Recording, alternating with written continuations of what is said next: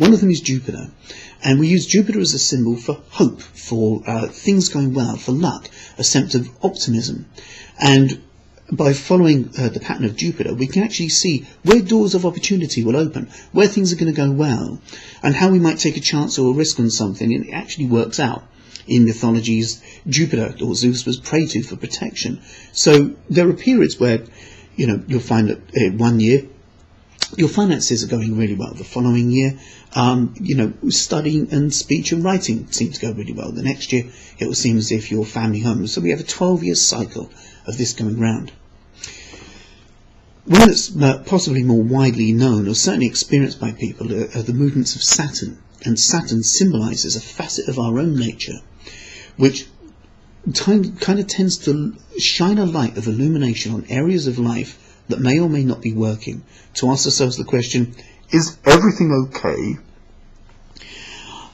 And when Saturn, for example, touches a part of our chart to do with relationships, then people tend to find that they begin to review their relationships.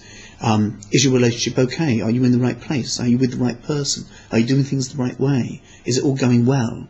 And if the answers to any of those questions is yes, then you feel like you get a kind of huge tick from the universe and life is wonderful, life feels fantastic. But if any of those parts of life aren't going well, then a sense of heaviness descends.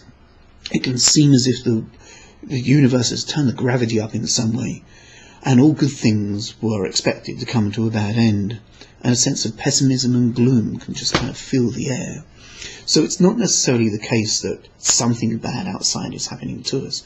Quite often it's just that a person's going through an internal review, looking at how they're doing things compared to how they want things to be. And if things are going how they want things to be, I don't mean what they say they want to happen, what their heart really wants to happen, then they'll feel good and wonderful. If they don't feel good and wonderful, it's because things aren't. And it needs attention. And the more we pay attention to these particular areas of life that are under review, the better they get. The more we avoid paying attention to looking at these areas under review, the harder and the heavier they feel. So, in a sense, it's like a way that the inner self has of prompting us to review bits of life, pay attention to them, tidy them up, and experience them as being better later. Uranus symbolises a different facet of the human need to bring about change. And what happens with Uranus is that people experience changes that are initiated on an unconscious level by ourselves, but seem to come from outside. So, for example, if a person is in a job that they don't particularly like, but they go along to do their job, they're bored by it, they're not happy, they have different dreams, but for some reason they're not following the dreams. They're just going along with, being in a job they don't like. When Uranus makes contact with a part of their chart to do with work, suddenly they find that external forces seem to conspire to get them out of their job. They'll get made redundant, or they'll start oversleeping, and dreadfully oversleeping, waking up at 11 o'clock in the morning, arriving work in the afternoon, embarrassed, feeling ashamed, and then eventually getting written warnings, and then, told, sorry, you have to leave. And it's not their fault. They just started oversleeping. They went to the doctor couldn't do anything about it. It's a big mystery. And what's happened is that the inner self has conspired to be able to get them out of a situation they didn't want to be in anyway. So human beings are great at having notions and ideas of, that sounds like a good idea, I'll sign up for that. And then we get into it and find, hold on, maybe this wasn't such a good idea after all, but now I'm here, I feel guilty or obliged, and I can't back out. So transits of Uranus coincide with these periods where it seems as if outside things get us out of situations that we actually really want to get out of anyway.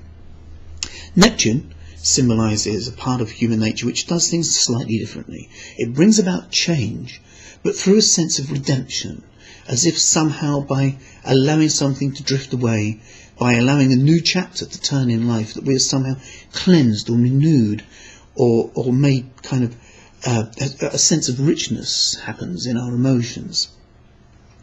And Neptune does this, usually in the fashion, I guess, in the way that Neptune would appear in Greek mythology. In Greek mythology, Neptune sometimes appeared accompanied by calm, clear waters, and other times he appeared with raging tempests and storms. So sometimes the changes that coincide with movements of Neptune seem to be accompanied by clarity and calmness, as if a person just goes from one period of life to another, from one job to another, or one relationship to another, moving house smoothly in just an easy transition. Other times, though, accompanied by turbulence and tempestuous stuff, everything's difficult and fractious, and it all throws up in the air, and hopefully it lands again once Neptune's finished its path. Then again, Neptune would sometimes appear as fog. So a person perhaps is in a job they don't particularly like, and all of a sudden they don't really know what they're doing, where they're going. So what are your ambitions? I have absolutely no idea. So people can sometimes just feel bewildered and confused, like they had a sense of life, they had a purpose, they're sure they had a plan, but now they don't know. And they just seem to be drifting, going with a flow, kind of reacting from this event, reacting from that event, a bit like a leaf buffeted on the wind, or a feather on a tide. And then they just find themselves in a new place, and that's how they gain entrance into their new chapter of life. Other times, though, Neptune would draw sailors down into his golden palace under the sea. And the golden palace under the sea is the place that really we all want to get to. Because when you're there, you have a sense in your heart that you're connected with everything in the universe, and you can never be alone, because everything is a part of you, and you are a part of everything. But to feel that means that something has to touch you deep in here. And Neptune manages to do this in mythology by causing sailors to sink and then to drown. And it's only by drowning that we reach Neptune's palace under the sea. In this kind of sense, then, the boat that we are floating in is acceptance. And it gets tipped upside down by a thing called disappointment. Human beings have expectations of how the world should be, what life should really be like. And then when reality doesn't match that, we plunge into disappointment. We escape from disappointment through all kinds of things. Helping other people, meditating, music, art, dance, chemical escape, all ways of switching off disappointment. But if we allow ourselves to drown in the disappointment, it can hurt. And it can hurt to the point that we begin to feel a deeper sense of compassion, an enriched sense of feeling at one with the sensitivities of everything else. And at that point, we find Neptune's golden palace under the sea. It's not easy, because it means that there are certain parts in life where we let go of things. A job we had, an identity we thought described us, people that surrounded us. Everything in life is impermanent. And by allowing the changes of impermanence to touch us, we find something more enduring inside ourselves. And then Pluto is the final symbol that we have of things changing in the transit system of astrology. And Pluto represents like the instinctive, spiritual part of us, the part of us that has some kind of notion of how things really want to be. And it kind of looks at, are we living our life for the way we really want, or are we off track for what we really want? And of course, what we really want changes, and it grows and evolves. You know, what's suitable for us when we're 15 could be quite unsuitable for us when we're 55. The kind of holiday we'd enjoy at 25, completely different to a holiday we'd enjoy at 75. So at different times in our lives, our values change, what we want changes, we change, and therefore who suits us changes. The kind of circumstances we live change as well. If we were able to have many levels of evolution and constantly adapt and change, like a snake shedding skin, or like a tree just growing new rings and having new bark on the outside, then we'll progressively find that life is a constant, easy-paced evolution. But human beings don't do that. They repress stuff, hold on to things, grab a hold of things, can't let go of this job, this wife, this person, this business, this dream, these people, these friends, this ideology, this religion. I must keep it, even in the face of evidence, even in the face that this doesn't suit me anymore. These cigarettes I've smoked for years and years, it says in the packet it'll kill me, but I will hold on to these because it's a habit. So occasionally we have a thing called a crisis, and a crisis is designed to slap us off of the incorrect track, back onto what suits us.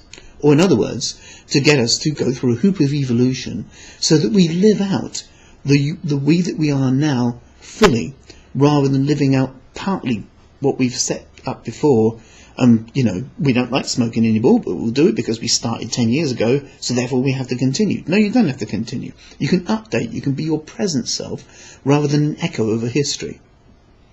Now, this is difficult, because if we're in a situation where we've moved far beyond where we really want to be, and yet we're still living out old mores, so if the job we had that suited us when we're 20, we're now 35, and we really don't want to do that for a living anymore, we want to do this instead, that gap can be so wide that to get them to come together is going to take a big change, and quite often accompanied by a thing called crisis. And these are the things that can last from between a year to 3 years. So people experience losses of all kinds. It seems as if the world conspires to cause the roof to fall down on the house, and everything can crunch into a pile of rubble. But it's from that a phoenix can rise, and a new sense of self can emerge, hopefully with all the old things that don't suit us anymore now discarded. So, a caterpillar might not understand what it's like to be a butterfly, to have 3 dimensions, to elevate and fly off, can't comprehend it. Everything breaks down in the chrysalis stage, and what we thought existed doesn't exist anymore. What we thought suited us doesn't suit us anymore. The people around us that we needed as props for our support have gone, and we collapse. And then we emerge. Something brighter, something better, a more renewed self, like a phoenix rising from the ashes. We let our wings dry and we can fly and have a richer life, a more rewarding life, and a life that suits us best. So astrological forecasting looks at periods of time ahead, whether that's a year, 5 years, 10 years, or a whole life, and looks at when these particular periods of change, the Jupiter ones, the Saturn ones, the Pluto, the Neptune, the Uranus, when they occur, when they don't occur. We know what areas of life they will touch, and we also know whether there are some of them happening simultaneously, or whether or not there's just 1 or 2 things for a year.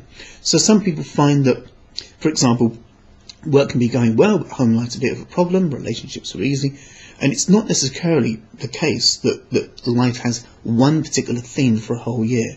It's usually a mixture of stuff. And so by describing the timetable of the mixtures of things, it enables people to know a little bit more about how to draw out the best from things. What benefit can be derived from knowing this? How can I use this information in order to be able to flow with the changes of life and end up on the other side of these changes better, more enriched, with a deeper sense of wisdom and self-knowledge, and a feeling that I'm kind of gaining and growing through life, rather than kind of trying to resist changes that I can't stop.